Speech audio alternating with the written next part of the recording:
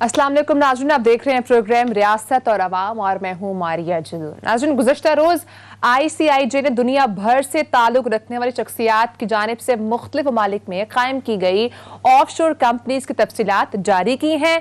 Pandora papers में दुनिया भर के 91 ममालिक और ख़ित्तों के 35 मौजूदा और साबिका सरबराहान मुमलिकत, 330 से ज़ायद सियासतदान और अवामी नुमाइंदों की खुफिया मालियाती दस्तावेजात शाया की गई हैं और इसमें 700 से ज़ायद पाकिस्तानियों के नाम भी शामिल हैं। कुछ मेन नाम मैं आपके सामने उनका जिक्र भी कर देती हूँ। पाकिस्तान के वजीर खजाना शौकत तरीन, वजीर आबी अमूर मोने सिलाही, सेनेटर फैसल वाडा, इसहाक डार के बेटे अली डार, शर्जील मेमन, विफाकी वजीर खुसरो बख्तियार के खानदान के नाम और अलीम खान जैसे अहम नाम समेत 700 से ज़ायद पाकिस्तानी उनका जो है वो नाम इन पेपर्स में सामने आया है। और इन तफसीलात के आने के बाद एक आला सतह का सेल भी वज़ीर आज़म ने तश्कील दिया है जो इन्वेस्टिगेशन करेगा और उसके साथ साथ FIA भी मुतहरिक हो चुकी है। उन्होंने भी इन्वेस्टिगेशन का आगाज़ करना शुरू कर दिया है और इस हवाले से नाज़रीन, वज़ीर आज़म इमरान खान साहब ने भी ऐलान किया है कि इनकी हुकूमत जो है वो पेंडोरा पेपर्स में शामिल पाकिस्तानियों के हवाले से तहकीकात भी करेंगे। नाज़रीन, इसके ऊपर आज प्रोग्राम में बात करेंगे। इसके साथ अपनी स्टोरी का फॉलो अप भी आपके साथ शेयर करेंगे। चेयरमैन नैब की तकरूरी के हवाले से जो इसी प्रोग्राम में हमने ब्रेकिंग न्यूज आपको दी थी कि चेयरमैन नैब की मुद्दत मुलाजमत में तौसी की जा रही है, उस हवाले से इंशाल्लाह आज के प्रोग्राम में आपके साथ फॉलो अप भी शेयर करेंगे।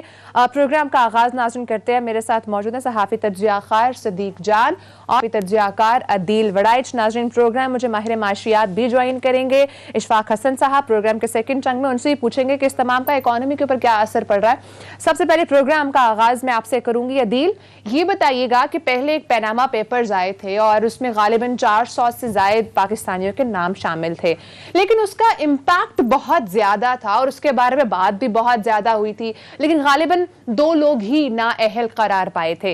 इस बार 700 से जायद पाकिस्तानियों के नाम है, इम्पैक्ट वो क्रिएट नहीं हो सका। गालिबन काफी लोगों के नाम इसमें शामिल भी है, इसमें पाकिस्तान के वजीर खजाना का भी नाम शामिल है, वजीर आबी अमूर, और गालिबन मैंने अपने इंट्रो में बहुत सारे नाम भी लिए। ये तमाम नाम शामिल है, बट वो इम्पैक्ट नहीं क्रिएट हुआ जिस तरह से हाइप थी आने से पहले, वो उस तरह से आगे कंटिन्यूटी उस हाइप की नजर नहीं आ रही।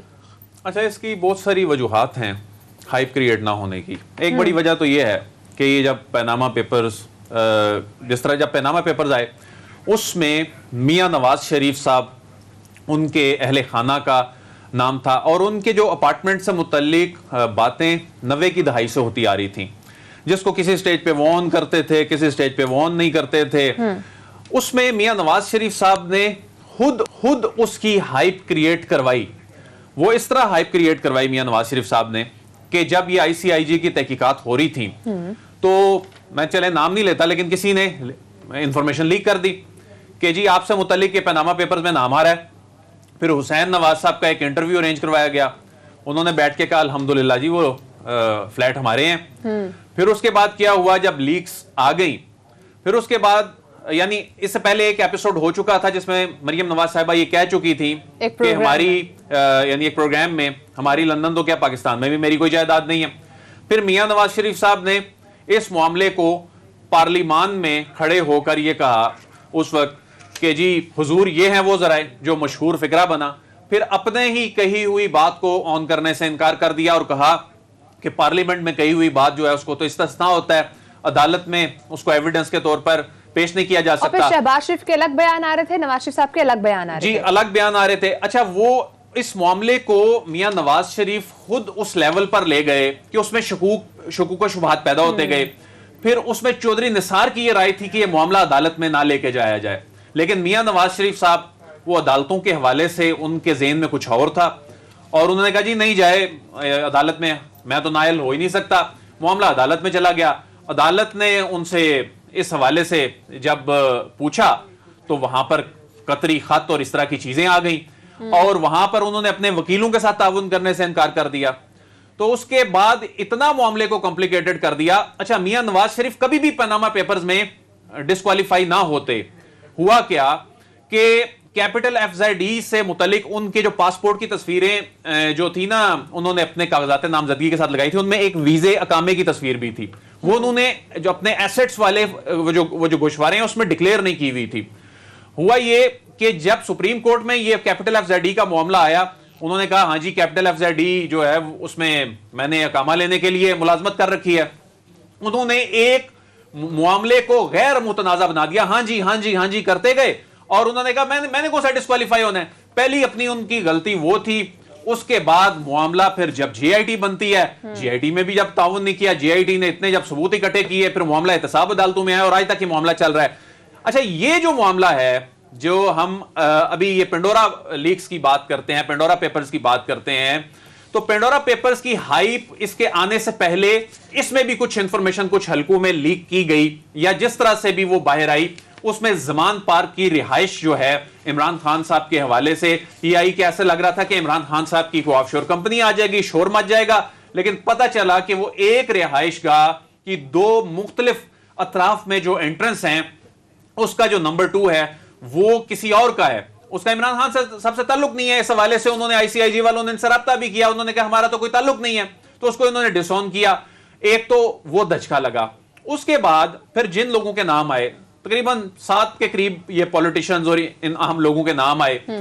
अब ये बड़ा इंपॉर्टेंट है, इसमें एक तो ये इसका एक सियासी पहलू है, एक है कानूनी पहलू। सियासी पहलू को इमरान खान साहब ने डील करना है, जो उन पे प्रेशर है, अगरचे मैं समझता हूं कि इतना प्रेशर नहीं है, क्योंकि इमरान खान, मैं समझता हूं कि पूरी दुनिया में जब ये लीक्स आई, शायद कोई पहले लीडर होंगे जिन्होंने इस अंदाज में आके सबसे पहले ये ऐलान कर दिया कि इसकी तहकीकात होंगी, लोगों को छोड़ा नहीं जाएगा। पाकिस्तान में पाकिस्तान से मुतालिक 700 लोग हैं। तो पहले भले वजीर आज़म ने भी कहा मैं खुद तहकीकात करवाऊंगा। नहीं, उन्होंने तो बल्कि ये कह दिया था कि उन्होंने तो ये कह दिया था पहले वजीर आज़म साहब ने कि करप्शन तो होती रहती है, अगर तहकीकात में लग जाएंगे काम कौन करेगा। इन्होंने क्या किया कि आज सारा दिन प्राइम मिनिस्टर ने इसी मामले पे फोकस रखा। आज उनकी जो अहम मुलाकातें हुई अपनी लीगल टीम के साथ, और आज उन्होंने जो सेल बना दिया है, ये मैं आपको बता दूं कि ये मामला इस तरह अनअटेंडेड नहीं जाएगा, क्योंकि ये इमरान खान साहब का फेवरेट टॉपिक है। यूएनजीए के फोरम पर जाकर वो क्या कहते हैं, वो कहते हैं जी कि तरक्की पजीर ममालिक से रकम लूट के ले जाई जाती है तरक्की याफ्ता ममालिक में। आज ये चीज एंडोर्स हो गई है, और जिस तरह इससे पहले ममालिक रिसोर्सेज निकाल के ले जाया करते थे, और आज ये दुनिया का तरीका तब्दील हो गया है, और उसमें ये ऑफशोर कंपनियां आप देखें, इसमें इंकशाफ क्या हो रहा है, इसमें एक्सपोज कौन हो रहा है। देखें, ये ऑफशोर कंपनियां, हो सकता है ये 700 के 700 लोगों का ये व्हाइट मनी हो, इसमें कोई मसला ना हो, लेकिन एक चीज एक्सपोज हुई है कि पाकिस्तान की ये जो अशराफिया है, ये जो मुल्क को चलाने वाले लोग हैं, चाहे वो वुजरा हो, चाहे वो ब्यूरोक्रेट्स हो, चाहे वो रिटायर्ड जर्नैल हो, चाहे वो कारोबारी शख्सियात हो, चाहे वो मीडिया मालकान हो, इसका मतलब है कि अपने मुल्क के सिस्टम पर वो यकीन नहीं रख रहे, और वो बाहर जाकर अपनी चीजें छुपा रहे हैं। और ऑफशोर कंपनी जो है, ठीक है, ये गैर कानूनी नहीं है, गैर कानूनी सूरत में होती है जब यहां एफबीआर के रिकॉर्ड में आप उसको छुपाते हैं, उसको डिक्लेयर नहीं करते। ये तो अब तहकीकात आगे जाके होंगी ना, अब नैब, अब एफबीआर एक्टिव होने जा रहे हैं। लेकिन दूसरा, मारिया, मैं ये इंपॉर्टेंट बात करना चाहता हूं कि वो एक्सपोज हुए हैं वो मुल्क जो एफएटीएफ के मामले पे उस प्लेटफॉर्म पे पाकिस्तान की आर्म ट्विस्टिंग करते हैं, जो ये कहते हैं मनी लॉन्ड्रिंग करता है पाकिस्तान, फाइनेंसिंग के हवाले से इल्जामात लगाए जाते हैं, और खुद उसी मनी लॉन्ड्रिंग के पैसे पर वो मुल्क बताएं ना ये पैसा उनके मुल्क में कैसे आया, हिसाब दें। और पता यह चलता है कि ब्रिटिश वर्जिन आइलैंड के बाद सबसे बड़ा टैक्स हेवन जो है वो अमेरिका है, और ये बने हुए हैं कि जमहूरियत के अलम बरदार बने हुए हैं। ये money laundering, anti money laundering regime में आके पाकिस्तान का नाम जो है ये ग्रे लिस्ट में डाल के कहते हैं जी के फलां फलां कवानीन बनाए, और खुद इनकी मईशतें उस पर चल रही हैं। तो एक जानिब वो अशराफिया बेनकाब हुई है, और एक जानिब वो ममालिक बेनकाब हुए हैं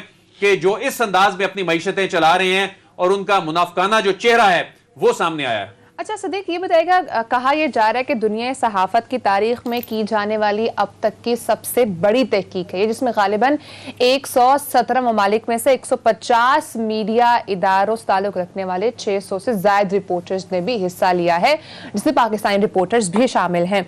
लेकिन इतने बड़े पैमाने पर एक रिसर्च सामने आती है, एक इन्वेस्टिगेशन गालिबन सामने आती है, लेकिन इम्पैक्ट, या अगर मैं बात करूं ऑपोजिशन की, तो वो उस तरह से इसके ऊपर खेल नहीं सके जिस तरह से पहले जब पनामा पेपर्स आए थे तो इमरान खान साहब जिस तरह से ऑपोजिशन में थे, जिस तरह उन्होंने खेला और जिस तरह कैश किया, इस तरह से ऑपोजिशन उसको कैश नहीं कर पा रही है। देखिए हमारी अपोजिशन कैश तो तब करती है कि वो खुद फाइनेंशियली क्लियर होते। मसला ये है कि जिन दोनों पॉलिटिकल पार्टीज का आप देख लें, मुस्लिम लीग नून का देख लें, नवाज शरीफ साहब किस बात पे नायल हुए कि झूठ बोला, बददियानती की, पैसा चोरी किया, यहाँ से मुंतकिल किया, मनी टेल नहीं दे सके, लंदन फ्लैट्स कहाँ से बनाए, बेटे हसन नवाज की जो बिजनेस है वो कहाँ से चल रहा है, हुसैन नवाज का बिजनेस कहाँ पे चल रहा है। देखिए नवाज शरीफ साहब पर 3 केस थे। एक थे ये लंदन फ्लैट्स, उसमें वो कन्विक्ट हुए। दूसरा उनके ऊपर केस था कि हुसैन नवाज अल अजीज़िया जो है हुसैन नवाज के बिजनेस हैं, उसके ऊपर वो कन्विक्ट हुए। वो बरी हुए फ्लैगशिप जिसमें हसन नवाज का बिजनेस था, उसमें वो क्लियर हुए। लेकिन उसमें भी यह है कि वो मामला नैब ने चैलेंज कर रखा है और नवंबर में उसकी समाअत होगी। नैब ये कहता है कि गलत तौर पर उनको बरी किया जज अरशद मलिक मरहूम साहब ने। और दूसरा अल अजीज़िया में भी नैब का ये मौक़िफ़ है कि उनको 7 साल नहीं 14 साल सज़ा होनी चाहिए। दूसरा मारिया देखें, इसकी हाइप इसलिए ज़्यादा थी कि पहले ही ये ज़राए से एक बना दी गई हाइप, और वो ये थी कि जैसे इमरान खान साहब का इसमें नाम आ रहा है और चलना शुरू हो गए कि बंदा ये जो कहा जाता है ना, बंदा ईमानदार है, लग पता जाएगा, ये हो रहा है, वो हो रहा है, रुख बदल जाएगा। पूरी कौम जो है वो इंतजार कर रही थी। इमरान खान के हामी और मुखालफिन इंतजार की सूली पर लटके हुए थे। पूरी कौम की नजरें थी पेंडोरा लीक्स की तरफ। और फिर इसमें यह भी है कि हुकूमत ने 24 घंटे पहले यह किया था, बिल्कुल उसी तरह से जैसे मुस्लिम लीग नून को जब शरीफ खानदान को पता चल गया था कि पनामा लीक्स आने वाले हैं, उन्होंने पहले हुसैन नवाज के इंटरव्यूज करा दिए थे। हुकूमत ने भी, इमरान खान हुकूमत ने भी ऐसे किया। इमरान खान साहब ने तो नहीं कहा होगा, लेकिन जाहिर उनकी टीम में से किसी ने यह किया कि उनको क्योंकि खतरा था कि वो जो जमान पार्क वाला एक एड्रेस है जो इमरान खान साहब का वही एड्रेस है, हाँ, और जो ऑफशोर कंपनी का एक मालिक है उसका भी वही एड्रेस है। यानी एक तरफ से आए तो वो जो फरीदुद्दीन साहब हैं उनके घर का वो एड्रेस है, दूसरी साइड पे दाखिल हो तो इमरान खान साहब के घर का वो एड्रेस है। तो इसलिए वो क्योंकि सवालनामा इमरान खान साहब को भेजा गया था, उनकी टीम के पास था, और उनको ये खतरा था कि कल को ये हमारे खिलाफ ये हाइप क्रिएट हो सकती है जो कि गलत होगी। तो इसलिए उन्होंने पहले ही वो एक मीडिया हाउस को वो दे दिया वो क्वेश्चन, और वो पूरे भी एक स्टोरी जिस तरह से शरीफ खानदान ने किया था वो करके, और उसका इम्पैक्ट जो है वो पहले ही जो है वो बहुत कम कर दिया था।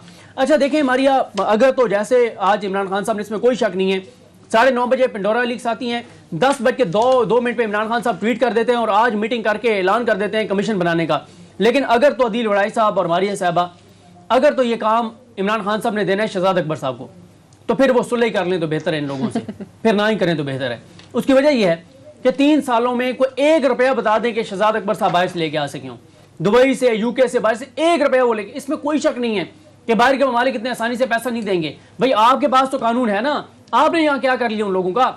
और फिर उसके बाद यह कि अभी मैं आपको एक और चीज़ बताऊँ, शहजाद अकबर साहब ने 1 हफ्ता पहले स्टोरी आई जो NCA वाली आई, क्या कहा था शहजाद अकबर साहब ने कि वो जो मुर्तज़ा अली शाह साहब हैं इनको मैं अदालत में लेके जाऊंगा। इतने स्ट्रॉन्ग अगर प्रूफ्स हैं तो उस पे आगे इम्प्लीमेंटेशन क्यों नहीं होती है, एक्शन क्यों नहीं लिया जाता? देखिए मारिया, मैं इस पे बिल्कुल आपकी बात ठीक है, लेकिन इस पे मैं आता हूँ। लेकिन मैं वो जो बात कर रहा था कि देखें, स्टोरी आती है मुर्तज़ा अली शाह साहब की, शहजाद अकबर साहब कह रहे हैं गलत है, ट्विस्ट किया है, गलत फैक्ट्स हैं, मैं इनको अदालत में लेके जाऊंगा। 8 दिन हो गए, क्यों नहीं अदालत में लेके गए? मुर्तज़ा अली शाह की तो उसके 2 दिन बाद फिर स्टोरी आ गई कि मैं अपनी स्टोरी पे कायम हूँ। मुर्तज़ा अली शाह तो ये कह रहे हैं कि भाई मुझे लेके जाओ अदालत में, तो लेके जाए ना शहजाद अकबर साहब। इसका मतलब ये है कि फिर शहजाद अकबर साहब ना सिर्फ कौम से झूठ बोल रहे हैं, इमरान खान साहब से झूठ बोल रहे हैं, हुकूमत से झूठ बोल रहे हैं, पाकिस्तान के इदारों से झूठ बोल रहे हैं। अगर झूठ नहीं बोल रहे और अगर सच्चे हैं तो लेके जाए ना मुर्तज़ा अली शाह को, क्यों नहीं लेके जाते अदालत में? मुर्तज़ा अली शाह तो इंतजार कर रहे हैं, वो तो स्टोरी में कह रहे हैं कि मैं कायम हूं कि पाकिस्तान की दरखास्त पर यह सारा कुछ शुरू हुआ था। जहां तक बात है मारिया, इस बात आप कह रही हैं कि जब इतने चीजें मौजूद हैं तो कार्रवाई क्यों नहीं होती? यही तो सवाल है, यही तो कौम का सवाल है कि भाई बात यह है कि 444 450 लोग आते हैं पनामा लीक्स में, पैराडाइज लीक्स आती है, दुबई लीक्स आती है, अब ये पेंडोरा लीक्स आ गई है। भाई 2-2.5 हज़ार लोग हैं। इसमें क्या इन तमाम के ऊपर इन्वेस्टिगेशन होती हुई है, सिर्फ नाम सामने आते हैं? देखें, नाम तो आगे सामने, अब तहकीकात तो FBR ने करनी है ना, हुकूमत ने करनी है। और अब अगर तो इमरान खान साहब ने खुद इंटरेस्ट लिया और किया, क्योंकि इमरान खान साहब खुद फाइनेंशियली ओके हैं, उनको का मसला नहीं है, उनको ये मसला नहीं है कि उनके किसी दोस्त का नाम आएगा तो उसको बचा लेंगे। लेकिन फिर वही कहूंगा, अगर ये काम शहजाद अकबर साहब के जरिए करवाने तो बेहतर है सुलह कर लें और कौम को झूठे जो है वो उम्मीदें ना दिखाएं और ना दिलाएं, ट्रक की बत्ती के पीछे ना लगाएं, इस चैप्टर को क्लोज कर दें। और अगर वो बंदे बैकडोर को पैसे ऐसे देते हैं, इन शॉर्ट ये कह रहे हैं कि अगर इन्वेस्टिगेशन शहजाद अकबर साहब से करवानी है तो इट्स बेटर कि आप ना ही करवाएं। अदील, FIA भी इसके ऊपर मुतहरिक हो चुका है, IB के इदारे भी इसके ऊपर मुतहरिक हो चुके हैं। इलेक्शन कमीशन क्या कर सकता है? क्या इसमें कोई उनका रोल है? क्या वो कोई रोल प्ले कर सकते हैं? मतलब नताइज, इन शॉर्ट एक्शन कब होगा, नताइज हमें रिजल्ट्स कब मिलेंगे कि इन पे कोई एक्शन भी हुआ? देखें, इसमें एक तो नैब की डोमेन भी इसमें आ जाएगी, एक FBR की आ जाएगी, एक FIA की आ जाएगी, और एक डोमेन जो है ये जो 7 लोगों से मुतल्लिक है वो इलेक्शन कमीशन ऑफ पाकिस्तान की डोमेन होगी। अच्छा, इलेक्शन कमीशन ऑफ पाकिस्तान वाला मामला जो है, अगर ये यहाँ आता है तो ये काफ़ी तवील होगा। उसकी रीज़न ये है, कि अगर किसी भी प्लेटफॉर्म पे कोई भी शख्स इन कंपनियों के हवाले से यानी इनको तस्लीम नहीं करता या तस्लीम करके कहता है जी कि इनके तो मलकियत में एसेट्स नहीं थे या इस सारे मामले को कंट्रोवर्शियल बना देता है, तो ये मामला चला जाएगा ट्रायल कोर्ट में। जिस तरह पैनामा केस में जीआईटी के बाद वो जो रेफरेंस वाला मामला है वो फिर गया ट्रायल कोर्ट में गया, उसके बाद उस पर जिरा हुई, एविडेंस रिकॉर्ड हुए। इसी तरह ये मामला भी अगर किसी भी इन वज़रा में से किसी की डिस्क्वालिफिकेशन का मसला आता है तो ऐसे नहीं होगा कि कोई इलेक्शन कमीशन जाएगा और वो साहब जाकर इलेक्शन कमीशन में बोलेंगे जी देखें मैंने तो इसमें हुआ था। चूंकि ये एक माली मामला है, ये एक मालियाती स्कैंडल है और इसमें ये ट्रायल कोर्ट में मामला जाएगा। अगर किसी मुतासरा फरीक ने वहां जाके इसको चैलेंज करना है तो इलेक्शन कमीशन, अभी देख लेना ये जो फैसल वावडा वाला मामला है, दोहरी शरीयत वाला जो मामला है वो अभी तक किसी ना किसी तौर पर कहीं ना कहीं चल रहा है। तो ये जो मामला है इसमें भी इलेक्शन कमीशन में ही अल्टीमेटली मामला पहुंचना है। ये साल में पहुंचे, 2 साल में पहुंचे, 3 साल में पहुंचे, लेकिन उसमें ये बात बड़ी अहम होगी, ये सारे लोग ये तो कह रहे हैं कि हमने एफपीआर में फलां चीज जो है डिक्लेयर की हुई है, लेकिन ये भी देखना होगा कि क्या इन्होंने जो इलेक्शन कमीशन ऑफ पाकिस्तान में इलेक्शन लड़ते हुए या हर साल जो एसेट्स एंड लायबिलिटीज का फॉर्म जो सबमिट करना होता है, क्या इसमें उसमें उन्होंने किया है? अगर इसमें नहीं किया भी हुआ तो और एफबीआर में कर दिया, यहां नहीं किया, तो उस सूरत में भी इनको नाअहली का सामना करना पड़ सकता है। अच्छा ठीक है, लेकिन at the end of the day question ये है कि क्या व्हाइट कॉलर क्राइम इस तरह से सामने लेकर आना इतना मुश्किल है? उसके लिए क्या कोई कानून है या नहीं है? नाज़रीन, ब्रेक के बाद हमें ज्वाइन करेंगे माहिर माशिया डॉक्टर इशफाक हसन साहब, उनसे भी बात करेंगे कि इसका पॉलिटिकल इकोनॉमी पे क्या इम्पैक्ट पड़ सकता है। ब्रेक के बाद साथ ही रहेगा।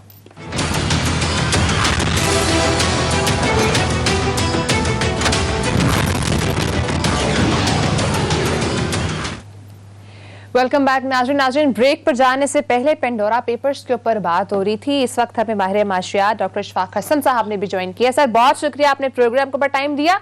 ये बताइएगा कि बहुत हाइप इस वक्त क्रिएट हो चुकी है पेंडोरा पेपर्स के हवाले से और नाम सामने आ रहे हैं सर, पाकिस्तान के वजीर खजाना शौकत तरीन, वजीर आबी अमूर मोने सिलाही, सेंटर फैसल वाडा और बहुत बड़े बड़े नाम इसके साथ साथ सामने आ रहे हैं।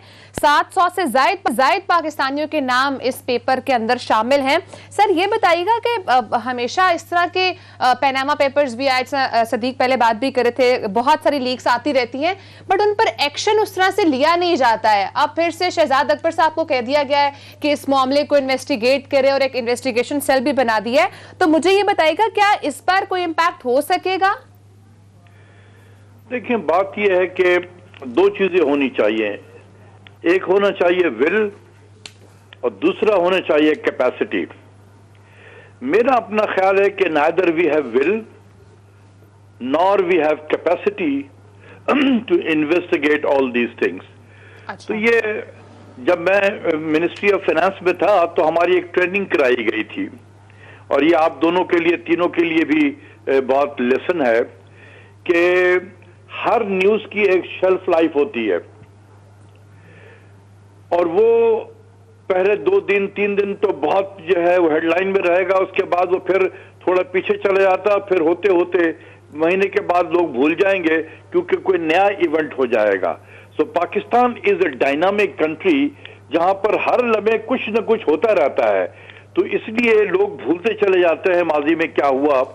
तो ये भी इसी तरीके से हो जाएगा। इससे पहले पनामा भी तो आया था ना डॉक्टर साहब, तो उसमें भी कोई 400 लोग थे, तो वहां इन्वेस्टिगेशन तो एक ही आदमी की हुई और उसके बाद तो फिर खत्म हो गया। उसके बाद बाकी 400 लोग किधर गए? वो डॉक्टर साहब कता कलामी की माजरत, अब एफबीआर के कंधों पर जिम्मेदारी आती नजर आ रही है। बुनियादी तौर पे तो ऐसे ही लगता है कि ये एफबीआर के कवानीन से रिलेटेड हैं चीजें। एफबीआर के पास इतनी कैपेसिटी है कि ये इन ऑफशोर कंपनियों से मुतल्लिक उन ममालिक से राब्ते करके वहाँ उन कंपनियों के जो मलकियत में एसेट्स हैं उनसे मुतल्लिक मालूमात इकट्ठी कर सके, या ये आपको सिर्फ एक सियासी नारा ही वजीर आजम का नजर आता है?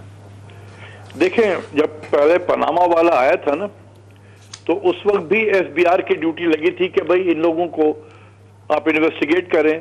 तो उन्होंने वो 400 लोगों को एक लेटर जारी कर दिया था कि जी आए बताएं आप कि कहां से आपने ये पैसा लिया और कैसे आप बाहर ले गए, पैसे कैसे कंपनी आपने बनाई। और उसके बाद जैसे मैंने कहा कि हर न्यूज की एक शेल्फ लाइफ होती है, वो उसके बाद गायब हो गई।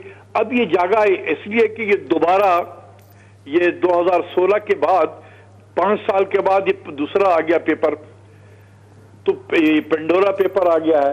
तो ये भी कोई महीना 1.5 महीना चलेगा, कुछ कमेटी बन जाएगी, एफबीआर के लोगों को टैक्स वालों को नोटिस जारी कर देंगे और फिर आहिस्ता आहिस्ता। तो डॉक्टर साहब आप इसको किस तरह देखते हैं कि वजीर खजाना साहब की ऑफशोर कंपनी आती है, चाहे उसका पर्पस कुछ भी हो, चाहे वो डोरमेंट हो गई हो, लेकिन उन्हीं के मातहत इदारे ने इस मामले को इन्वेस्टिगेट करना है।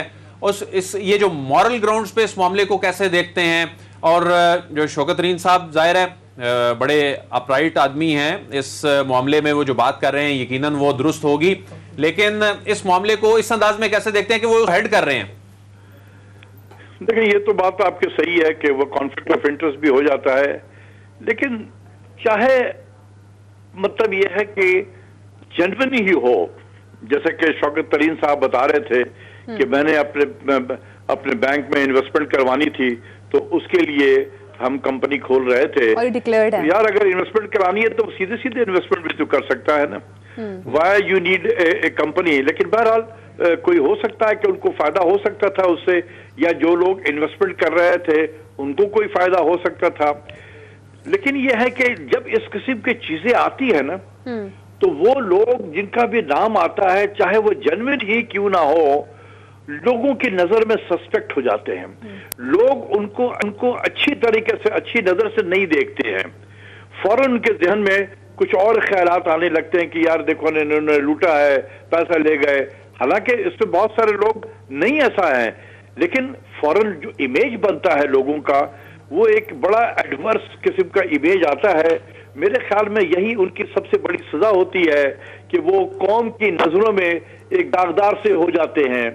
बच्चे कहीं भी जाएंगे उनके, तो लोग कहेंगे अच्छा यार इनके वालिद साहब का भी नाम था। तो एक अजीब सा एक स्टिग्मा सा हो जाता है। बेशक उसमें बहुत लोग जो हैं सही भी होंगे, लेकिन नाम आ जाना, आप पॉलिसी साजी में रहे, स्टिग्मा सा हो जाता है इसमें। डॉक्टर साहब आप पॉलिसी साजी में रहे, ये पॉलिसी साज इस मुल्क के हैं, चाहे वो ब्यूरोक्रेट्स हैं, चाहे वो सियासतदान हैं, चाहे वो रिटायर्ड जर्नैल हैं, चाहे वो कारोबारी शख्सियात हैं, क्या वो पाकिस्तान के सिस्टम से डरते हैं? यहां बिजनेस करना मुश्किल है? क्या ये ऑफशोर कंपनियां वाकई इनको वहां सहूलतें इनको मिल रही होती हैं इन ऑफशोर कंपनियां बनाने की वजह से? ये क्यों पाकिस्तान के सिस्टम पे यकीन नहीं करते? आप तो खुद पॉलिसी साजी में रहे हैं, लेकिन पॉलिसी ये पाकिस्तान की बना रहे होते हैं, तो फिर ये कितनी ईमानदारी से पॉलिसी बनाएंगे पाकिस्तान की कि खुद ये सिस्टम पे ट्रस्ट नहीं करते? देखो, बात ये है कि हम भूल जाते हैं, बार बार आप पॉलिसी साजी की बात कर रहे हैं कि हम पॉलिसी बनाते हैं। यार 33 साल से तो हम IMF के प्रोग्राम में हैं, 1988 से 33 साल हो गए ना, 1988 से, बारिंग 4 इयर्स 2004 से 2008 जब हम IMF में नहीं थे, तो हमने तो कोई पॉलिसी बनाई नहीं है। हम पॉलिसी बनाते नहीं हैं। जब हम IMF के प्रोग्राम में होते हैं, IMF की पॉलिसी को इम्प्लीमेंट करते हैं, बनाते नहीं हैं। तो हमारी तो आदत ही खत्म हो गई है पॉलिसी बनाने की। हमें IMF से आ जाता है कि ये करना है, इस वक्त में ये करना है, इस वक्त में ये करना है। हम 1 क्वार्टर के बाद वो हमसे आते हैं, पूछते हैं कंप्लायंस रिपोर्ट दे दो, हम कंप्लायंस दे देते हैं। डॉक्टर साहब, ये कितना डिफिकल्ट है व्हाइट कॉलर क्राइम को इन्वेस्टिगेट करना? कई बहुत मुश्किल हो चुका है और अब हम इसके ऊपर मजीद नहीं आगे इन्वेस्टिगेशन कर सकते? जिस तरह से हमने देखा वीट कमीशन बना, शुगर कमीशन बना, बहुत सारे ऐसे कमीशन बने, बट अभी तक हमने ये देखा कि इन्वेस्टिगेशन होती रहती है, लेकिन at the end of the day कोई हमें रिजल्ट नहीं मिलता, नताइज सामने नहीं आते हैं। इसीलिए मैंने कहा था कि आपके पास विल होना चाहिए और आपके अंदर कैपेसिटी होनी चाहिए। हमारे पास ना विल है और ना कैपेसिटी है। देखिए, व्हाइट कॉलर क्राइम को पकड़ना बहुत डिफिकल्ट काम होता है। हमने पिछले 5 सालों को सिर्फ ले लें, इससे पहले काम मैं जाता नहीं हूं। 2000 पनामा के बाद हमने जो हमारे इस तरह के जो इदारे हैं, जिसमें FIA है या NAB है या और भी जो इदारे हैं जिनको डील करते हैं, क्या हमने कोई कैपेसिटी बिल्डिंग की है वहां पर व्हाइट कॉलर क्राइम को देखने के लिए? हमने किया नहीं है। We take this as a routine matter, आया चला गया, खत्म हो गया, वो हमारे रडार से निकल गया, फिर कोई दूसरा इवेंट आ गया, हम उसमें लग गए। तो हमने कभी कैपेसिटी बनाया ही नहीं है। सर, ये कैपेसिटी कौन क्रिएट करेगा? क्या चीज कहा आपने? ये कैपेसिटी और ये विल कौन क्रिएट करेगा? Who is responsible for that? हुकूमत वक्त करती है, और कौन करेगा? किसके पास इख्तियार है कि अब लोगों की ट्रेनिंग करवाई जाए, व्हाइट कॉलर क्राइम को कैसे फाइट किया जाता है? फिर वो ये एक आर्ट है। अदील वाली बात, जैसे पहले अदील ने कहा था कि अगर खुद ही वजीर खजाना का उसमें नाम होगा तो आपने बात की कॉन्फ्लिक्ट ऑफ इंटरेस्ट होगा, फिर इस तरह से तो रिफॉर्म्स नहीं आ सकती। देखिए, ये बड़ा अनफॉर्चुनेट है। जैसे मैंने कहा कि इस किस्म के नाम आ जाते हैं, तो मुश्किल ये होता है कि जब ये नाम आता है तो उसके बाद लोग जस्टिफिकेशन देना शुरू करते हैं, लेकिन इससे पहले नहीं डिक्लेयर करते कि हाँ भाई मेरा एक ऑफशोर में मेरी 3-4 कंपनी खुली हुई है और ये बिल्कुल जेन्युइन है, ये मेरे इसमें डिक्लेयर है, FBR में भी डिक्लेयर किया हुआ है, मेरे टैक्स रिटर्न में भी शामिल है, सब कुछ है। ये पहले नहीं होता है। ठीक है सर, जाते जाते ये बता दीजिएगा कि डॉलर आ जाता है तो फिर लोग जस्टिफाई करना शुरू कर देते हैं। बिल्कुल सर, जाते जाते लास्ट क्वेश्चन, क्या डॉलर की प्राइस नीचे जाते हुए नजर आ रही है आपको? डॉलर की प्राइस तो गवर्नर स्टेट बैंक बताएगा, और गवर्नर स्टेट बैंक को जो मैंडेट दिया गया है वॉशिंगटन से कहां लेकर जाना है वो वहीं लेकर जाएगा। मेरे और आपके चीखने से चिल्लाने से कुछ भी नहीं होगा। सर, कोई उम्मीद? मैं कब से चीख रहा हूं, चिल्ला रहा हूं, किसी को कोई होश नहीं है, क्योंकि सबको पता है कि हमने कोई कमिटमेंट दी हुई होगी, अपनी बर्बादी के कमिटमेंट, तो जब हम बर्बाद होंगे तो फिर ठीक है। डॉक्टर साहब, आपके कहने का मतलब है कि ये ऑर्गेनिक नहीं है, इसको आर्टिफिशियली ऊपर लेके जाया जा रहा है, आप ये कह रहे हैं? 200% सही है ये। क्या हम IMF की शराइत को पूरा कर रहे हैं? और इस हुकूमत को नुकसान पहुंचाने के लिए किया जा रहा है। और कितनी हैरत की बात है कि मैं चीख चीख के इस हुकूमत को कह रहा हूं कि खुदा के वास्ते आस्ते इनके सांप को तलाश करो, लेकिन ये सोई हुई है। सर, अनएज्यूमिंगली आपको लग रहा है कि हम IMF की शराइत को कहीं ना कहीं पूरा कर रहे हैं? ऑफ कोर्स, बिल्कुल कर रहे हैं। ये हम निगोशिएशन किस लिए करने के लिए जा रहे हैं? जो रिमेनिंग ट्रांश वगैरह है उसके लिए अभी तो देखें ना, 1 साल तकरीबन रह गया है, 2 साल खत्म हो गया है, पैसे तो हमें नहीं मिले, हमने पैसा भी रिलीज कराना है उनसे, तो पैसे की खातिर हम ये सब काम कर रहे हैं। बर्बाद हो जाए मुल्क, हु केयर्स? ठीक है भाई, मेरा टर्म पूरा हो जाएगा ना 5 साल, बस ठीक है यार, जो आएगा वो अब भुगतेगा, वो आने वाला। हर हुकूमत वक्त यही करती है कि इतना हालात को खराब कर देती है कि यार मेरा वक्त गुजर जाए, आने वाला जो होगा वो समझेगा, वो जानेगा, और हम IMF से छुटकारा हमें नहीं मिलता है। इसलिए मैं कहता हूं कि खुदा के वास्ते एक मर्तबा अपने पैर पे खड़े हो जाओ, निकल आओ IMF से, ये बर्बाद कर देगा तुम्हें। ये हेलीकॉप्टर से लोग उतरते जाएंगे और यही बर्बाद करेंगे। ठीक है, बहुत शुक्रिया डॉक्टर इशफाक हसन साहब, अपने प्रोग्राम को बढ़ा। ब्रेक का टाइम है, ब्रेक के बाद बात करेंगे प्रोग्राम रियासत और आवाम में। एक ब्रेकिंग न्यूज आपके साथ शेयर की थी और अदील ने बताया था इसी प्रोग्राम के अंदर कि चेयरमैन नैब की मुद्दत मुलाजमत में तौसीक के लिए हुकूमत एक ऑर्डिनेंस लेकर आ रही है। आज इस अहम मामले पर एक अहम इजलास भी हुआ है। क्या हुकूमत इस ऑर्डिनेंस को लाने के लिए तैयार है? ब्रेक के बाद से बात करेंगे, साथ ही रहिएगा।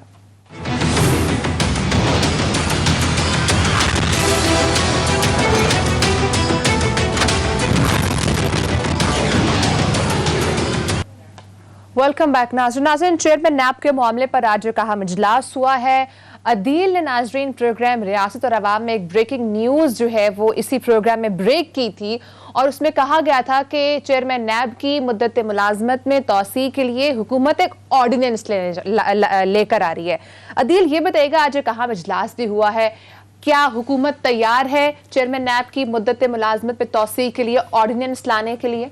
जी बिल्कुल, जस्टिस रिटायर्ड जावेद इकबाल आगे कंटिन्यू करने जा रहे हैं। 9 अक्टूबर को उनके 4 साल पूरे हो रहे हैं और इस वक्त ऐसी सिचुएशन है कि लीडर ऑफ अपोजिशन के साथ मुशावरत के मामले पे एक इसको मैं इसलिए बुहरानी कैफियत कहूँगा कि वाकई अगर आप देखें इसके स्पिरिट को कि आपने लीडर ऑफ अपोजिशन से पूछना है कि जी आपके और आपके ख़ानदान के केसेस चल रहे हैं और कौन चेयरमैन नैब होना चाहिए, तो यानी इसकी तो मैं समझता हूं कि एक इखलाकी जवाज, बहुत बड़ा इखलाकी जवाज है, और इस इखलाकी जवाज की वजह से इस ये जो मॉरल इनकी ये जो स्टैंडिंग है पाकिस्तान तहरीक इंसाफ का, एक जो नैरेटिव है इस हवाले से, तो उसी को बुनियाद बना के एक तो चूंकि मुशावरत करनी पड़ेगी, किसी नए चेयरमैन को लाना है, और फिर इनकी कारकर्दगी से अगर हुकूमत मुतमईन है तो इसको वो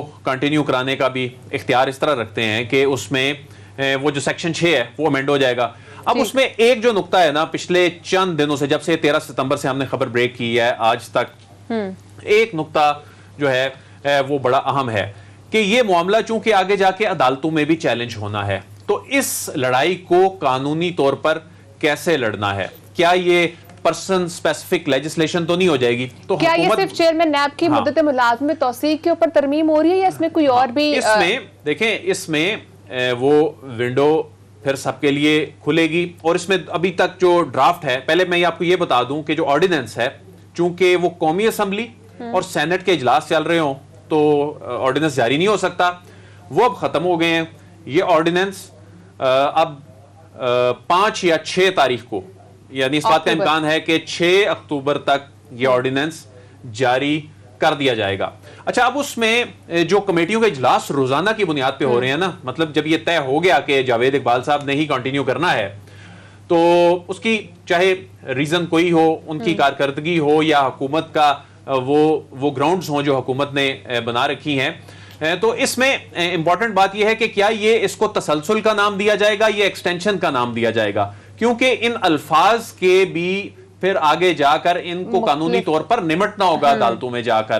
तो इस हवाले से हुकूमत कॉन्फिडेंट है कि उनका जो केस है वो, यानी अगर ये अदालतों में ये जाता भी है ये मामला, तो इसको वो बड़े अच्छे तरीके से डिफेंड करेंगे। तो कुछ लोगों की हुकूमत में राय ये है कि इसको कंटिन्यूशन का नाम दिया जाए, और जब तक नए चेयरमैन की तकर्री नहीं होती तो ये रहें। लेकिन जो एक अक्सरियती राय ये भी है कि इनको एक्सटेंशन दे दी जाए, मतलब फरोग नसीम साहब ये चाहते हैं, यानी उनकी राय ये है, चाहते नहीं मतलब उनकी राय ये है कि इसमें अगर एक्सटेंशन देनी है तो शुरू से दे दी जाए, और अटॉर्नी जनरल साहब जो हैं उनका ये पॉइंट ऑफ व्यू है कि इसको चूंकि सिचुएशन ऐसी बनी हुई है तो इसको कंटिन्यूशन का नाम दे दिया जाए। तो उसमें कुछ और भी वुज़रा हैं जिनकी राय ये है कि इसमें एक्सटेंशन दे दी जाए, कुछ लोग ये कहते हैं कि इसको तो सिर्फ तसलसल। तो तसलसल जो है ना मारिया, यहाँ ये बड़ा इंपॉर्टेंट है कि जो तसलसल है वो कब तक रहेगा, इसमें वहाम है। तो तसलसल जो है वो 4 महीने बाद ऑर्डिनेंस लैप्स कर जाएगा, फिर वो नई कानून साजी होगी, तो एक्सटेंशन में होगा एक चीज पहले ही तय हो जाएगी, उसके बाद जस्ट इसको जो है ईवान में ले जाके उसको बिल की सूरत में मंजूर करवा लेना होगा।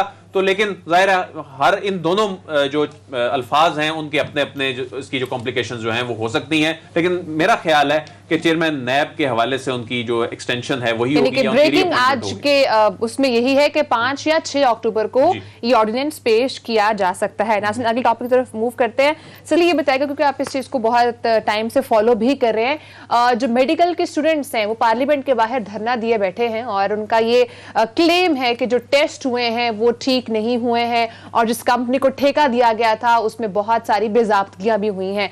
अब इस स्टोरी की क्या अपडेट है, क्या मजीद कोई डेवलपमेंट हुई है, क्या हुकूमत ने इनके मुतालबात मानने को कहा है?